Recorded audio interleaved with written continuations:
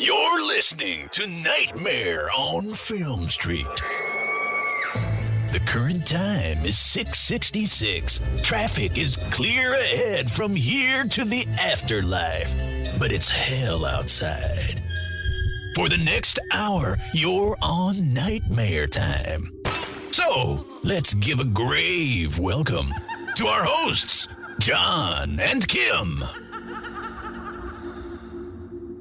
Hello again, fiends, and welcome to Nightmare on Film Street, the horror movie podcast for the casually obsessed. I'm Kim. I'm John. And this week, we are finishing up our Rom-Zom double feature with Return of the Living Dead Part 3. Maybe also a surprise Romeo and Juliet story. I don't think as airtight a Romeo and Juliet riff as Warm Bodies was. We do kind of have a balcony scene. There is a bit of a balcony scene. It's a bridge suicide attempt. Right? But gotta love that photo negative through the looking glass mirror version of this. And the lead character, the Zom at the center of this Rom, is named Julie also. Her boyfriend's name is Kurt, so that throws the rest of it out. There's an R in Kurt. Yeah, that's... Yeah, we're really grasping at thematic straws, but I think they're a good pairing, actually. It's a very similar, like, I have a military dad who doesn't want us to be together. Yeah. I think it's pretty close, we're of a different world, even though one of them kind of put the other one in that world. We'll talk about it. Yeah, and, I had completely forgotten about this, but... directed by, and this is maybe my good thing number one. I don't know how this becomes good thing number one, but you're in safe hands when it says directed by Brian Yuzna. Yeah, I was expecting lots of gore and lots of grotesque shit, which is going to be my good thing for number two, is that if you really love Returning the Living Dead, and you... Like as a verb? You love returning the living dead? If you love returning them to the living dead. No, if you really love the original film and Tarman is your jam... Yeah. This movie has maximum barrel zombie. It has so much barrel zombie. We do not deserve the amount of barrel zombie in this movie. Yeah, multiple barrel zombies. And they're so good. Every single one of them's fucking great. They're so good.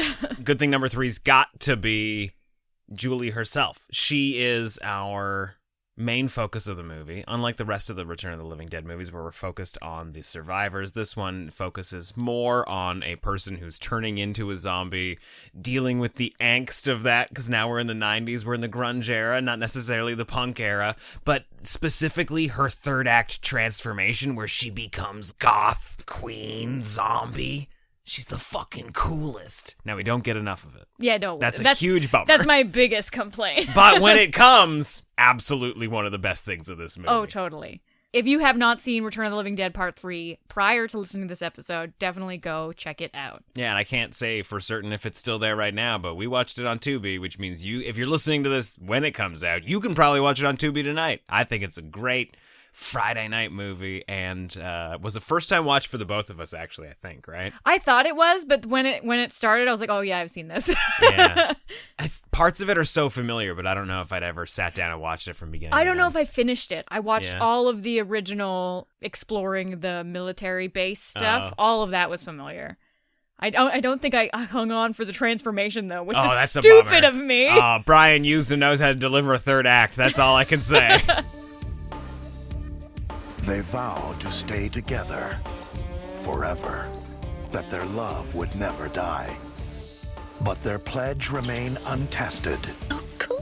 No problem. I'm the boss's son, remember? Until they went looking for a thrill. And stumbled on the chilling fact. Let's proceed. That even the dead can go on living. It came back to life. We gotta get out of here. And tonight, fate will put their promises to the test. Oh my God. Now that she's dead, he's frightened to live without her. But bringing her back is terrifying. Oh, God, Kurt, that was incredible. Let's do it again.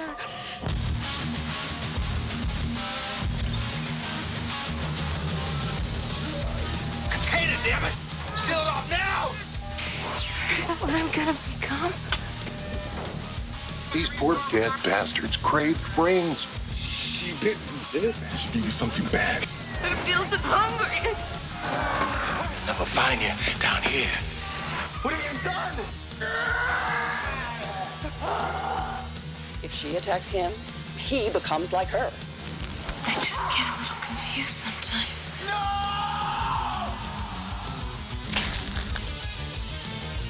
Love never dies. Return of the Living Dead Part 3 is currently sitting at a 5.9 out of 10 on IMDb, a 55% on Rotten Tomatoes, and a 3.0 out of 5 on Letterboxd. I feel like this one is pretty beloved, like in the deep horror circle. It's gotta just be for Julie, right? Yeah, That's all anybody ever talks Absolutely. about. A fucking friend of ours has her tattooed on his body. And it's like, no one's getting Julie from the first 80 minutes of this movie tattooed. She's just like a regular old punk girl. Grunge girl. I like get it right. It's 1993, guys. We're in the Sonic Youth era. We've moved on from... But you know what? There's a common through line between punk and grunge, and it's that the girls just want to be dead. The girls just want to be dead. They want to go to Club Kill, which we Okay, never hang get on to. a minute. That was my biggest gripe with this movie is when we start the movie, we're hanging out with the kids at the sunset on like the back of a car, and they're all just, bumming around, being teenagers. And one of the friends is like, hey, Julie, you gonna meet us at Club Kill later? And I was like, heck yes, she is, and she's gonna be undead about it. Right? That never happened. No. I feel robbed. Kim spent 90 minutes of this movie going, when are we going to get to the fireworks factory? I wanted to see undead Julie like break into Club Kill and be the coolest fucking zombie there. Like and after girl. she's transformed, right? That's where you think she's going to go. Yes. Yeah, the whole and time. And then you're friends. There's a rift between them. Like they're lovers. Nothing can break them apart. But then, as the zombie stuff starts to set in, they grow apart a little bit. They're not meeting eye to eye. It looks like their relationship's on the rocks, and you think at some point they're going to separate and she's going to go to Club Kill. And then he's going to know she's going to be there. And then he's got to save the club. But whatever, big cool fucking club scene. That's nope. what I was expecting. No, Instead, we got fucking sewers. Yeah, we get sewers, one convenience store, which is definitely a very real convenience store that they just, got a handshake agreement to shoot in, and some makeshift military labs. I liked the military lab. It looked like a bunch of porta potties like stitched together, and they were like, shut it down, top secret base. And I was like, those look like fiberglass. Like you could cut through them with a fucking butter knife. Yeah, it had a big leprechaun in space energy. Especially with their look at our new zombie guns. Like the zombie guns that are like compressed gas. Honestly, I was pretty impressed with all of the tech of the movie. I was expecting it to be a little cheaper. I was like, all of the tech? What are you talking about? But you're right. At the end of the movie, we have zombies and exoskeletons. Yeah, we have Robo-Zombie. It's so I read online that the exoskeleton that Riverman gets put in weighed 75 pounds. It's pretty heavy. It is pretty heavy. It's not like a 250-pound They Godzilla splurged suit, for that real metal. Yeah, they did pretty good.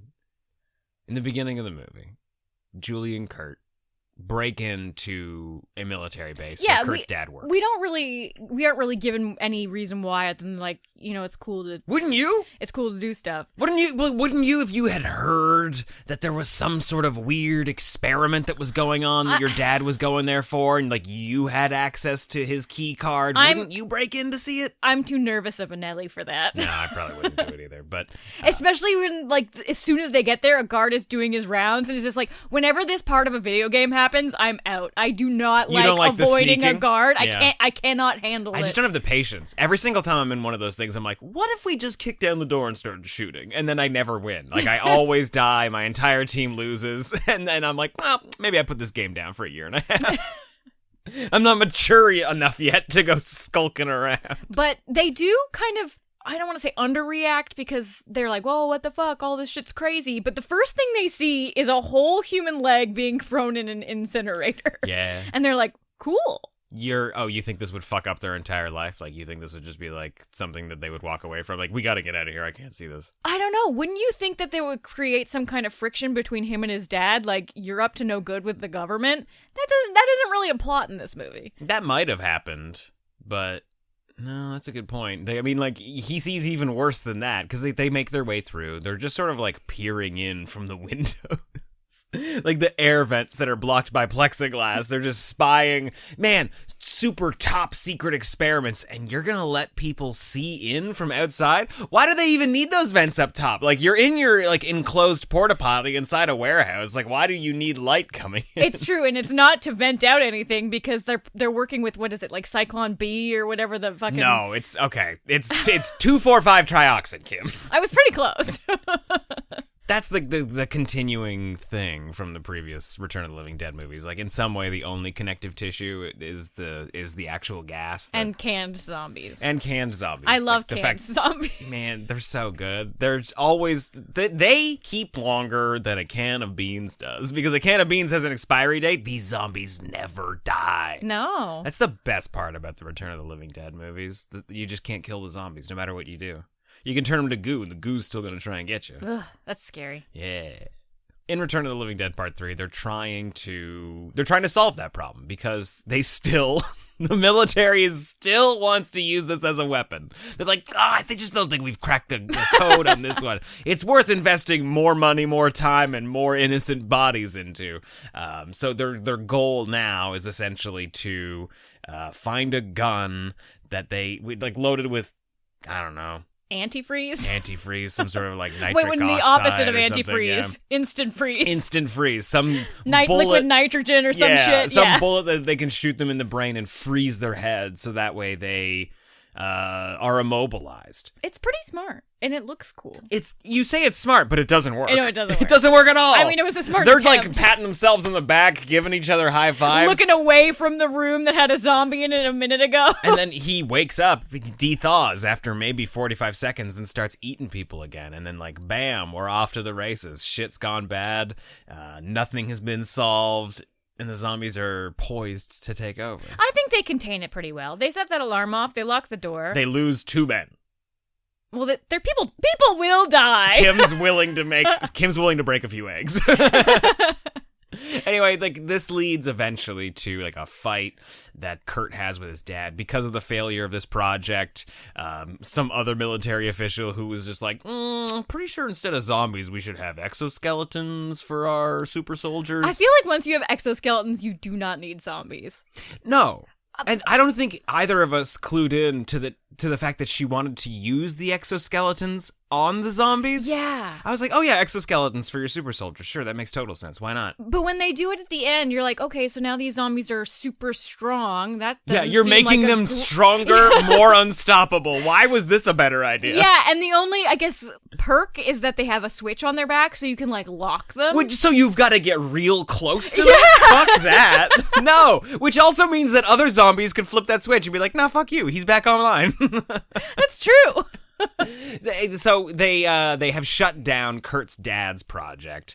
They're now favoring the exoskeleton route, and he's being relocated to Oklahoma City. Kurt doesn't want to leave. He's established a life here. He's got a girlfriend. He's got drumsticks, but no band.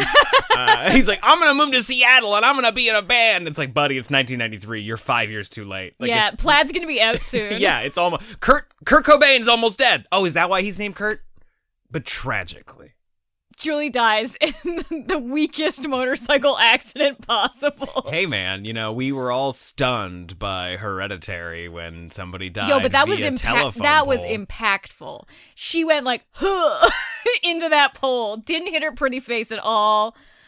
The point wasn't is, impaled. I was expecting an impalement. Return of the Living Dead Part 3 did it first, is all I'm saying. Okay, fine. They killed a girl with a telephone pole, and distraught, Kurt has no choice. He sees nothing he can do but bring her back to the military base and revive her with the 2,4,5-trioxin. Yeah. But Checks I guess out. because she's so fresh, she's not like instant zombie. You think that's what it is? She's generally like, a girlfriend still. She seems jazzed when she wakes up, like they had just done meth or something. She's like, oh, that was so fucking good. Can we do that again? Because she wanted to be dead. Yeah, I mean, she is way more interested in the military stuff that they were watching than Kurt was, like seeing people get put into an incinerator, seeing dead bodies strung up, brought back to life, and then shot in the head. She's jazzed about it. She's also, it's the only thing she's thinking about while they're having sex 10 Okay, you want to hear later. this fun tangent that's really relevant but really irrelevant? Okay. So I watch shitty reality TV. Yes. I'm watching Love Island right now. Of course. Love Island Australia, season 4 specifically. Okay. I literally just watched an episode where one of the bombshells, which is like the new girl that comes in when there's already established relationships or whatever, so they have to like flirt on the fly. They got to come in hard and heavy. Yeah. Is she just like, I have a dead body fetish? No, Like, she's talking to a guy and she's just talking about how she wants like real love and like she wants a really like serious emotional connection. And she's like, when I find which is what all the fuckboys want to hear. when she's like, when I find my husband and, you know, I'm going to die before him because that's just what's going to happen. What? She's like, I want to be cremated and I want him to have my ashes, but every morning in his smoothie, I want him to put a little bit of my ashes in his smoothie so I'm with him forever. And she's like, would you drink my ashes? And the guy was like, yeah. This is a lot. And then this is day one. She's coming in saying all this. This is the first date. Yes. And then in the confessional, he's like, I would not drink her ashes. Girls just want to be dead. I don't know. Girls just wanna be dead. Oh, girls, they wanna be. That's all they really want. Anyway, that's crazy. I should be watching this show. Isn't that so weird how I found a connection in my weird, very different interests? I love this. I love that she's just like, you know, it's gonna be irresistible. The craziest thing they've ever my heard. fucking ashes. Wow. How's she gonna know? Like, just lie to her. Like, just, of course, baby. Yeah, absolutely. And then as soon as she's dead, just chuck her in the bin. You wouldn't drink my ashes? Nah, I wouldn't drink I wouldn't drink ashes in general. Yeah, you know what? And the likelihood they're actually my ashes is probably low. Yeah. You'd probably sprinkle me on the garden, though. Oh, yeah. And then I'd eat those tomatoes. Okay, that's cool. Yeah, okay, I'm fine. with that. See, this is what she should have said. Just use me as fertilizer. Put me with the rose bushes. Prick your thumb. And then let a little blood hit the soil. She's a witch. That's what we're learning. She's actually a witch. Secretly witch. Where were we in this episode? I think we were talking about how horny Julia got by Yeah, death. yeah. Which totally makes sense. They're just trying to lay the groundwork for the rest of the movie where she learns that pain is like there's like a pain for pleasure kind of bend to it. I think she's just trying to distract herself from hunger. Well, which is kind of what they like suggest you to do acupuncture wise. If you have a headache or something or you're going to cry or whatever, they're like squeeze the webbing in between your thumb and your pointer finger. She's doing that, but the zombie version. Cry for what? Like they're just saying if you're sad, hurt yourself? Is what you're saying to distract? I do that in movie theaters when I don't want to cry during wow. movies. This is some major pain style shit where it's just like, oh, you think you hurt yourself? And then he breaks the kid's finger like, yeah, I bet your foot don't hurt no more, does it? Like, come on. What? I'm not talking anymore. Okay. So I think when she wakes up and she's a zombie, Acupressure, not acupuncture. Okay. Well, when she wakes up, she expresses that she can't feel anything. Like she can't feel her fingers, she can't feel her feet, and I think it fucks with your brain. She can't feel anything anymore. All she feels is pain from hunger, and nothing will satiate her. Like she goes to the convenience store and she tries Twinkies aren't it? Yeah, she's like, I just gotta eat as much stuff as I can to figure out what it is that I want. She only eats like Hostess style, like whipped topping shit. Debbie Twinkies, cakes or Debbie whatever. Cakes. That's the word I'm looking for. Thank you. Nothing's working. The only option left is eating someone's arm. I've tried nothing and it doesn't work. Yeah, exactly.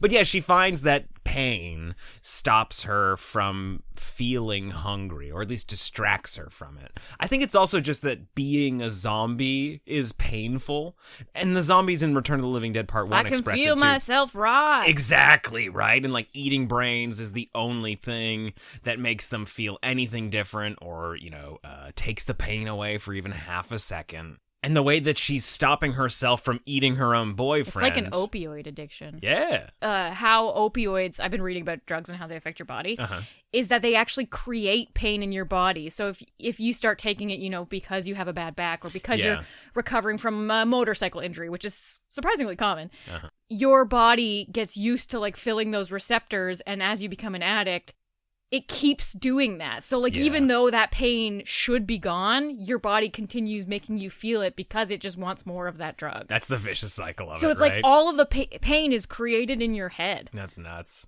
And like, how do you tell the difference? Because like you feel the pain. Like it's not like it's not like it's not there. Yeah, and opioids don't actually get rid of pain. They just make your brain care less about it. I think they make your brain care less about everything, right? Yeah, like, pretty much. Isn't that the opening of Trainspotting? Like, you know, choose life, choose soccer, choose this. Like I chose not to choose anything. I chose heroin. Like, dark days. But yeah, being a zombie is like being a drug addict. Being a zombie is like being a drug addict, and the only way that she can sort of distract herself from eating her boyfriend, because it's the only food source close by all the time. I don't know if she wants to eat him. You don't think so? I believe in love. I think she wants to I don't think she wants to eat him. I think her body wants her to eat him. Later on in the movie, when we're in the sewers and we're in Riverman's apartment, yes, I believe it's getting to that point because she's starting to get scared and worried, and she's like, ah. You think before that their connection's strong enough that it doesn't even occur to her. Yeah. She's like, I gotta eat somebody. I think, obviously not him. Exactly. Like, I wouldn't eat Kurt. I think the power of love, John. Yeah, because there is definitely a moment toward the end when they're being attacked, and it almost looks like the walls are closing in, and they're gonna die, and they're sort of like having one last embrace, one last hug. She does think about eating him. She's been very, very, very hungry at that point. So it's okay at that point? No, it's not okay, but she's got she tried real hard. Riverman's a cool character. He's kind of a stereotypical character, you know, the sort of like homeless philosopher, the sewer prophet. But honestly, just another nice guy. And that's something that I really enjoyed in our last Rom-Zom movies. I was like, oh, we never get nice side characters who are just nice through and through. Like don't fuck you over halfway through. And he's got your classic crazy guy voice and crazy eyes. Even when people are banging on his door and they're like, where's the girl? Where's the girl? He's nah. Yeah, he's got no connection to them. I know. Whatsoever. Just a nice guy through and through. And he's got sort of like a pay it forward kind of moment with the kid. Like, why would you help us, man? Like, why would you do this? Like, we're not anybody. You don't know us. Like, why stick your neck out? And he gives him a coin. He's like, when you meet somebody that needs help, you give them this coin. And as long as this coin's out there circulating in the world, there's some good somewhere. Honestly, I loved that. It was so optimistic for a zombie movie. I ate it up, hook, line, and sinker. No, totally, right? Like, he's got no reason to help them. Like, inviting them into his house is just inviting danger to his doorstep. But isn't that the real reason why we watch zombie content, is because we want to have faith in humanity? Yeah, but I don't know if that's exactly what Return of the Living Dead has always been. Yeah, but it also hasn't been about love either, and now we have some love content. I mean, that's true. I mean, that's yeah. I'm not saying that you can't do that in a Return of the Living Dead. Like, movie, how dare you? It's just. But it does make for a great character, and I think also is repeated really well in the third act of the movie. In the convenience store, Kurt and Julie, like early on when they're running away and she's trying to like find a food source, she takes a bite out of a robber who's shot the shop owner, and that's where she learns that she likes food. And food? Sorry, yeah. All teenage girls make that discovery one day, like, oh, I like food. Just a heads up, John will be one of those people who hides a bite. We see him getting sicker and sicker, this robber, and he's like slowly turning into a zombie, and the crew is mad, and they're like, that bitch did it. It's something that stupid girl, and there's only one place she could be. They are the aqueduct. They are the smartest fucking gang in the history of the world. They figure out where they've run to faster than the government did. Yeah, that's true. The government who chased them into the alley wasn't able to deduce that they went down into the sewers and that the sewers lead to the river. They find Julie and Kurt, they find Riverman there, and Riverman helps them. You know, in the process, he gets attacked. Some of these gang members turn into zombies while they're being attacked, but this is also where we see Julie in her final form. We're way too far into the movie at this point. It hurts. I'm so sad. I wanted to go to Club Die. Yeah, that would have been rad. But hey, you know, you gotta admit, we didn't talk about it a whole lot last week when we were talking about Warm Bodies, but like the second act of that movie drags on, and like that's a problem too. I find all movies drag on. Let's be real. Absolutely, anything that's longer than 70 minutes, it's too long. Like we're all like, ooh, 90 minutes, perfect length for a movie. No, 70 minutes is the perfect length for a movie. In a rom-com movie where they have to like split up at 70 minutes in, and how are they gonna get back together? And it looks so bad. Yeah, like have a sad walk in that big park in New York, all lonely. Yeah, like I don't need it. You're gonna get back together. Yeah, I don't totally need it. Fine. Like we gotta. fucking zombie makeover, and I Yes. want to go to the club. And, of course, Return of the Living Dead Part 3 also has a makeover. Julie just sort of like exploring the pain, and this is also how you know that her hunger has become insatiable at this point. Like, it's unavoidable. She has to eat. She has to feed. She's got to munch on some brains because she has just destroyed her entire body, making herself look like the coolest goddamn bitch at the goth club. Honestly, the pattern that she does, like her face sharps in, she looks totally like a really sharp girl gremlin. Yeah, she looks like somebody that would be at one of the clubs in Blade, right? Sure.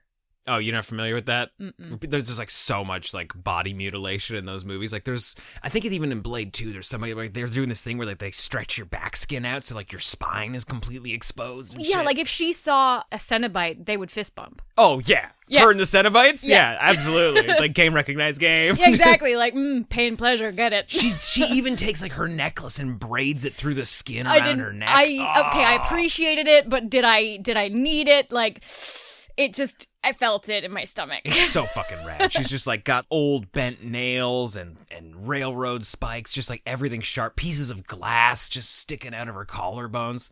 It's over 100 pieces to apply, for at least from the special effects perspective, and took originally 9 hours to do. Wow. That's the real reason we don't see it in the Well, movie. I can just imagine like a whole team just spirit gumming little Yeah. sharps on, and then you have to do continuity. So you have to take photos of everything. You have to make sure everything's coming out in the same angle. And you gotta get the glam squad in there to make her look pretty right afterwards. And then she needs brows, she needs lips, she needs mascara. Let's not forget all the important stuff here. Like, she's going to Club Kill. Oh, but the government came before we could get to Club Kill.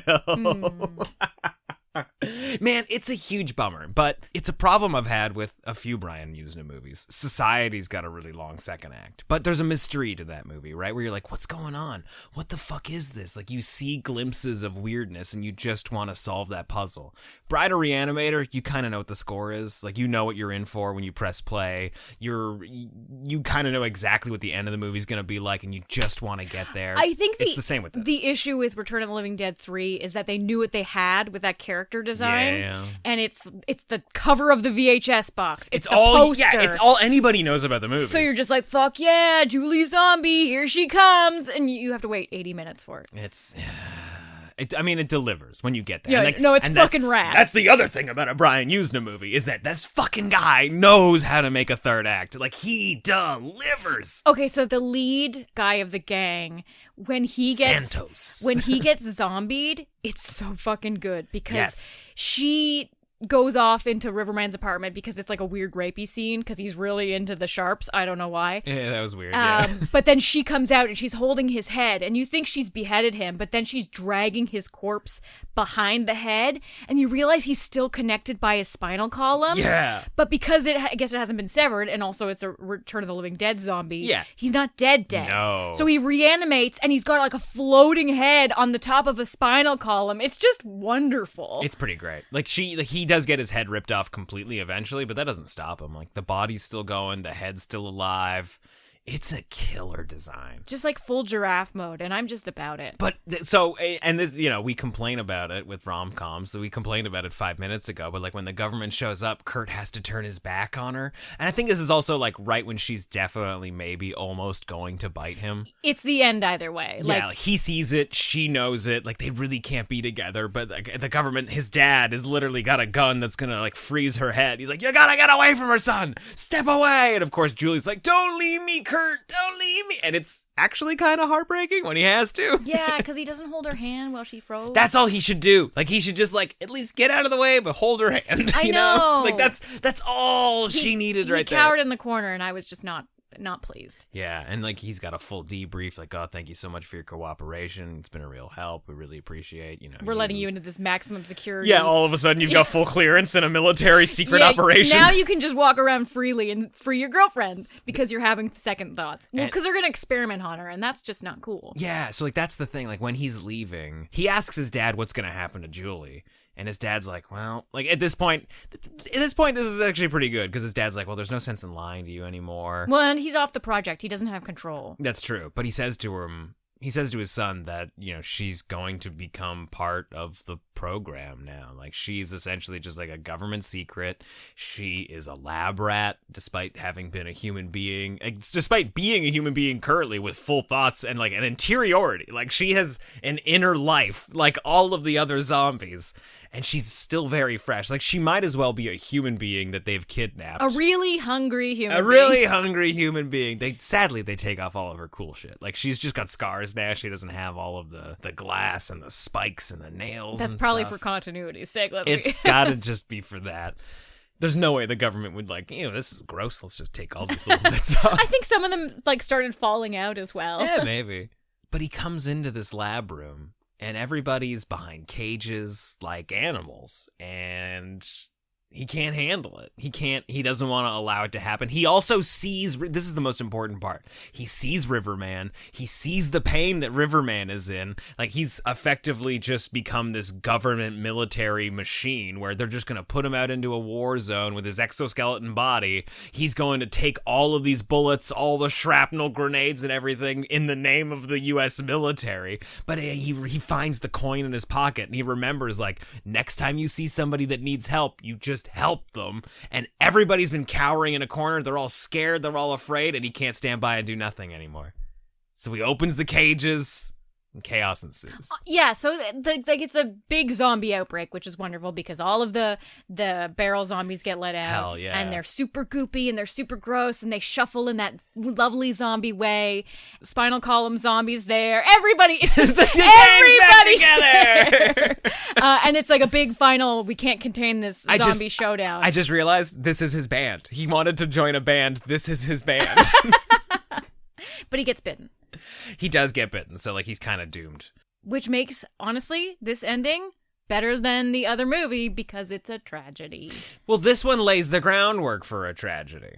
It's doomed from the beginning. It's also, it does not have the same sort of squee sentimentality as a movie like Warm Bodies does. I would say this movie is its most romantic in those final moments. Oh, in those the most romantic scene of this entire film. This Valentine's Day classic. Well, so his dad's gonna let him out. He's holding like the gate open, and he's like, "Come with me, son. You don't belong here." And he's like, "I do. I got bit. It's too late for me." And then they go off to the incinerator, and they burn together forever. Rather than waiting it out, getting attacked by but they wouldn't get attacked by the other zombies. But like, rather than being like shot up by the military or caged and then turned into experiments, they just choose death. They set themselves on fire. What? That's what Julie wanted all along. Oh man, there's a great scene in the middle of this movie after she's tried to commit suicide and they find her at the bottom of the ravine. Obviously not dead, but like semi-unconscious. And she's just like, just let me go. Like, she doesn't want it anymore. Like, it would be easier for her too if he just abandoned her and she had to deal with this on her own, because then she wouldn't have to deal with like the morality pain of it. Yeah, but also she just wants to die. Like, I didn't want to be dead when I was living. Now that I'm dead, I'm not loving it, you know? Yeah, like, I didn't want to be brought back. Yeah. I was in a great place. The problem, though, is that what we know about Return of the Living Dead, like the universe of Return of the Living Dead, they're going to get turned into, whatever steam, whatever gross zombie steam, smoke they turn into isn't going to stop anything. They're just going to go into the atmosphere and infect the graveyard. They're going to turn other people into zombies. Are you saying that they're ashes, or? Well, yeah, because in the Return of the Living Dead Part 1, they throw a zombie into the incinerator, and we watch that plume of smoke leave the funeral home, hit the clouds, turn to toxic rain, go into the ground, and the entire graveyard surrounding it rises up. It just makes things worse, right? Circle of life, though. They're going to continue on. Yeah, sure. There's probably less consciousness in this element. Oh, I would think so. In ash form. But there you go, guys. You know, matter cannot be destroyed. It cannot be created or destroyed. It's simply dispersed. It becomes something That's else. the real thesis of Return of the Living Dead. Yeah, pretty much. We didn't talk enough about the barrel zombies. They are hard to describe. But the first one is the best That's one. exactly what I want to zero in on. There is the first barrel zombie that shows up who kind of attacks Kurt and Julie when they're in the facility, because he sort of cracks the lid on the 2,4,5-trioxin to revive Julie, but he doesn't close the lid properly, and the zombie wakes up, crawls out, and starts attacking them. But it's like his skeleton is sort of like his face is sloughing off his own skull. But he's also got weird adhesions. Like his head is fused to his shoulder because he's been in there so long. Yeah, exactly. Like he's sort of melting away slowly, but like parts of him are sticking to other parts. And at some point, his whole head just like rips off the rest of his skin. Oh, it's because it looks like he has two heads until his skeleton just rips apart from his body. And then he's like half and half. Oh man, it's great.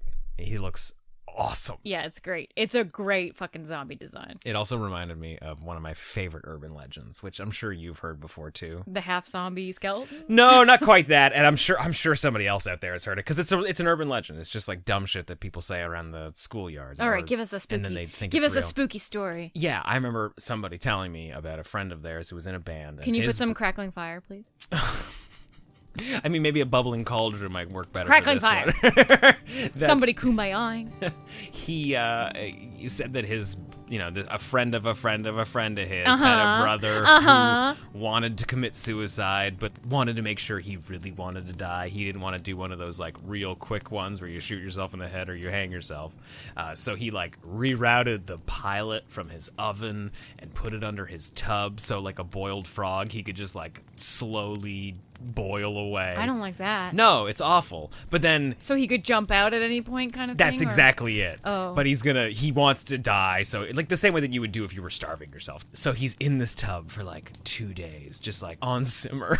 And then he decides that he wants to live, but when he steps up and tries to get out of the tub, his body has become so soft that his skeleton pops out of his body and he dies. Which makes zero sense, because your skeleton is not what moves when you move your limbs. No, it's great though. But it's like that image always haunted me as a kid. Even if it's just like he degloves himself and the muscles and shit are still there. Yeah. Oh, it's way cooler when you're 8 years old and you hear that your entire skeleton pops out of your body. No! And you never went in the bath again. That's a great story. Yeah, this is the most twisted Midnight Society story ever. Okay, so Return of the Living Dead Part 3, no club kill. No club kill. Real What are bummer. you gonna give it out of 4?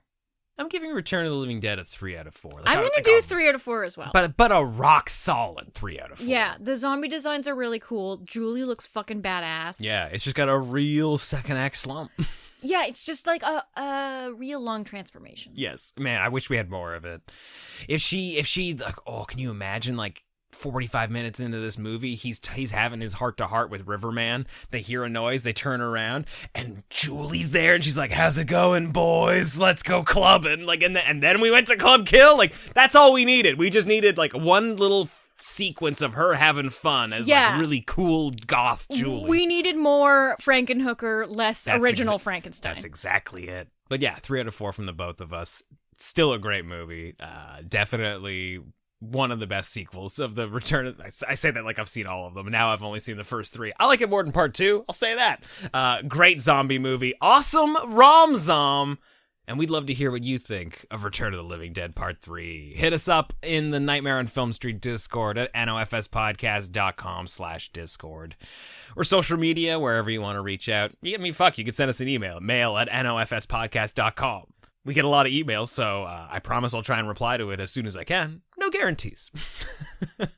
If you've been a fan of Nightmare on Film Street for a while and you want more NOFS content, or you want to hang out with us at one of our watch parties, consider joining us on Patreon at patreon.com/nightmareonfilmstreet or nofspodcast.com/fiendclub for a few bucks a month. There's hours of bonus content there waiting for you, and like Kim said, info on where you can hang out with your fellow fiends, join one of the watch parties. But you can support the show for free by just mentioning it to a friend, somebody that you know loves horror movies, somebody that's as casually obsessed as you are. But until next time, I'm Kim. I'm John. Stay creepy. It appears you made it out alive, but we'll get you next time. Help us to grow the horde Leave a 5-star review on Apple Podcasts or wherever you subscribe. More terror can be found lurking on our website, nofspodcast.com. Until next time, stay creepy, fiends.